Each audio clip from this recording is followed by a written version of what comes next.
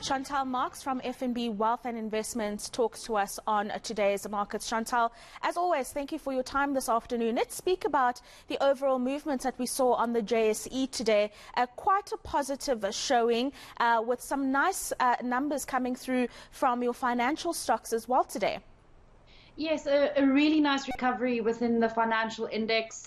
Banks rebounding quite strongly, led by the likes of FirstRand that actually put out a really solid trading statement yesterday. But everything kind of following suit because the risk environment looks a little bit better.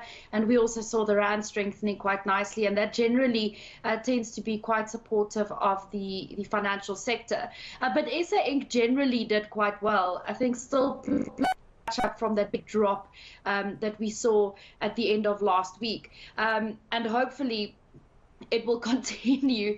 But I think that there are still so many uncertainties related to monetary policy globally. I think probably top of mind if it were not for the Omicron variant, which is still, I think, dominating rhetoric at the moment. Yeah, and I'm glad you bring up the Rand and all the uncertainty that still exists, both globally and locally. The strength that we are seeing coming through from the local unit, what would you say are some of the big drivers there? So I do think that there's been a bit of a rebound in emerging market currencies. So if you look across the spectrum, the Rand has kind of strengthened in time with the rest of our emerging market peers. It did seem as if the Rand strengthened a little bit more than the rest of those currencies yesterday. But I think it was playing catch up, because if you look at it over a 5-day period, the Rand was kind of in the middle of the bunch. It didn't really stand out. So I think the strength today really just a rebound in sentiment globally, and I think that market participants are now acknowledging that we don't know what we don't know. So that panic selling that we saw has dissipated somewhat. That's right. Some economic news out now. We had PMI data coming out today. A very interesting set of numbers that I thought came through there, Chantal. But I wonder if it's going to be sustainable because of all the local uncertainties, electricity being a major one. Yeah, there are a few things that really helped this number. So just to give some context, it went up to 57.2 in November, which means that manufacturing expanded in the month of November.